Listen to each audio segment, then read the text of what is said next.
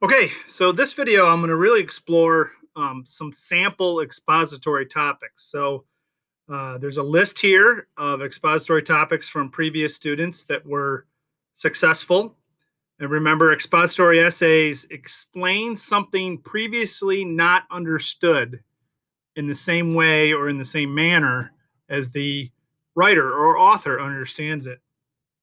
Um, this is an awkward metaphor, but I keep using it because the more I think about it, the more it captures elements of picking a topic. Picking a topic is like picking a life partner. Now, many of you probably know people who married the first person they ever dated, their high school sweetheart.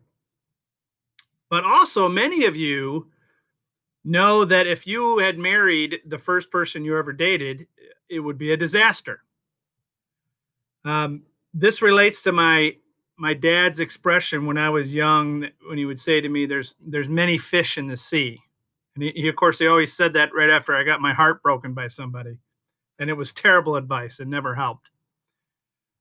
However, for writing, there are a lot of fish or topics in the sea. They're endless. A high school writer will too quickly pick a topic and get writing because they just want to get the assignment done. College is about exploring a topic. It's about studying something that you know well and need to know better by the end of the writing experience. So I want you to pick a topic like you would pick a life partner. I want you to take your time. I don't want you to be distracted by things that might look good on the surface, but really don't have a lot of depth.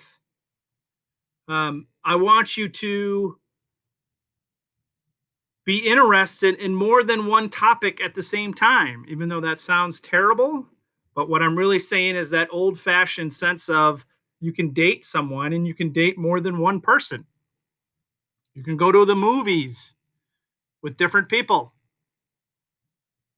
And what happens is that the best topic will rise to the top. It's a little bit of a winnowing experience to winnow something out, which means you're removing the chaff. You're removing what you don't want.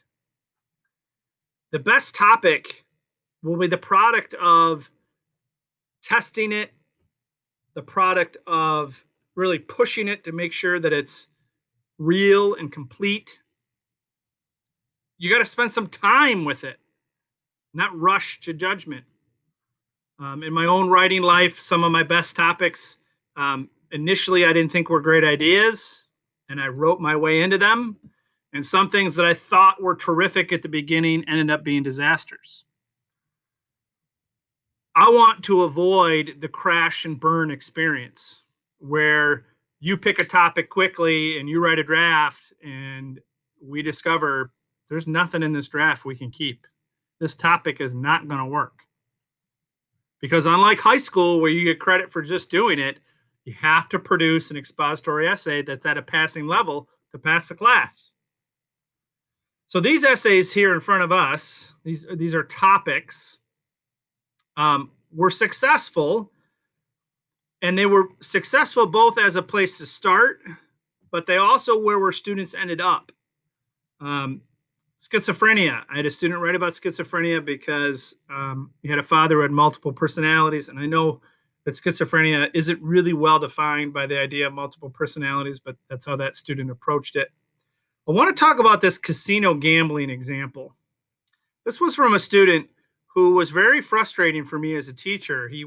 For weeks, he was in the face-to-face class, and he simply wouldn't bring things to class that he could write about. And I mean, in a face-to-face class, I get to know students a little, but not really enough to tell them what to write about. In an online class, I for sure cannot tell you what to write about. So this student struggled. His name was Matt. Over and over and over again, he'd come to class, didn't know what to write about. And I got frustrated. I said, all right, Matt, if I'm going to give you a task, and if you don't do it, we're done. I'm done trying to help you because you're not helping yourself. I said, Matt, when you leave this class, and it was a Thursday night, I said, I want you to write down everything you do between Thursday and the next time I see you, which will be Tuesday night. Write down every single thing you do. One of those things we'll be able to make a writing topic out of. So he came to class on Tuesday, and he was late, and he was disheveled. I swear I could smell alcohol in his breath. And he didn't have anything in his hands. He didn't have a bag. He had nothing. He just came in. I thought he had the same clothes on. And I'm working with students. I finally come to him. I say, okay, what do you got? Fully expecting this is going to be the confrontation. I'm going to be done with this student because he's just not getting it. He pulls a wrinkled napkin out of his pocket and sets it down on the table. I'm like, what is this? You were supposed to write down everything you did. And I was getting mad. And he said, Rick, that is everything that I did. I left here. I went to the casino. I gambled the entire time. Caught sleep where I could. And I drove as fast as I could from Mount Pleasant to make it back here to class. And the napkin that he had dropped was a bar napkin from Soaring Eagle. I said, okay, two things. You've got a writing topic. You clearly can write about casino gambling. You spent a lot of time there. It's something you can write about. And I said, number two, you got a problem.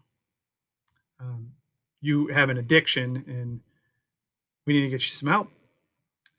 And we did get him some help. The story does not end well.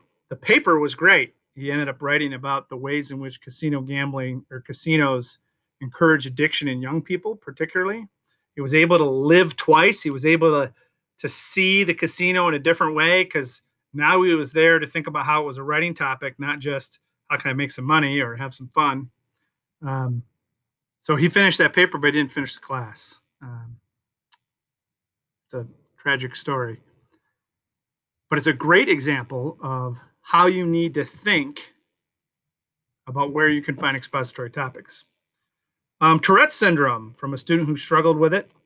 Being an exchange student from a student who lived in Australia for a semester. Debit cards from a student who incurred constant overcharges. Negative campaigning. This was from 2016 from a student who and her friends who disliked political ads. Texting from a student who thought they could multitask. Reality shows from a student who hates but still watches them.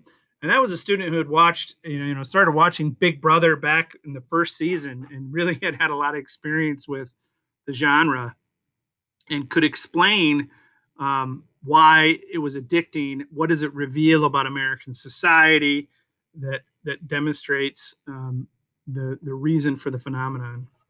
Online courses from a student who flunked Writing 121 twice.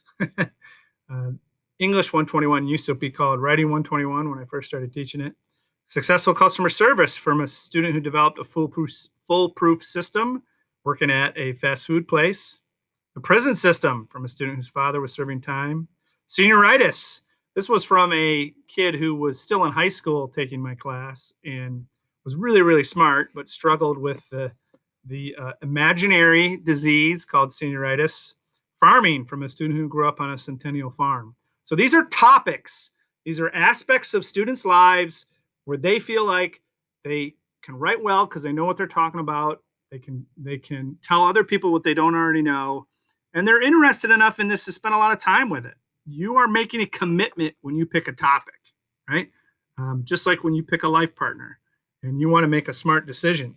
I have a list of some of the topics from this summer when I taught. I had a kid write a great essay about Bay City, so place he was from.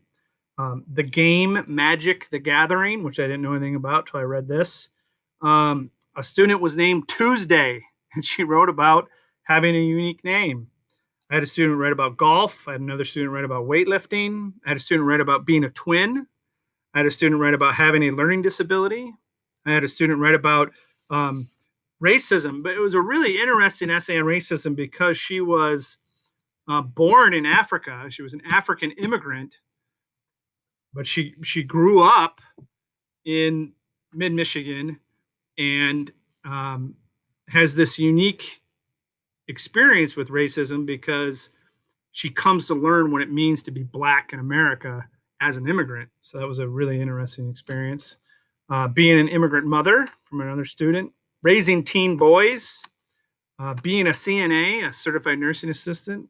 Silver Lake was another topic. Why people run away, runaways, that phenomenon of being a runaway. Student was a habitual runner.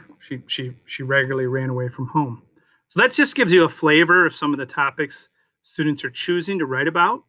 And again, remember, you don't want to settle.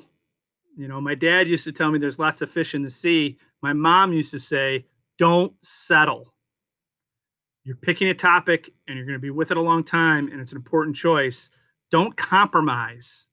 Push until you find a topic that checks all the boxes for you. That's what my mom used to say. So next up will be an exploration of mode. So we've talked a lot about topic. Now we're going to talk about mode. Topic and mode together can make an expository question. Essays answer expository questions.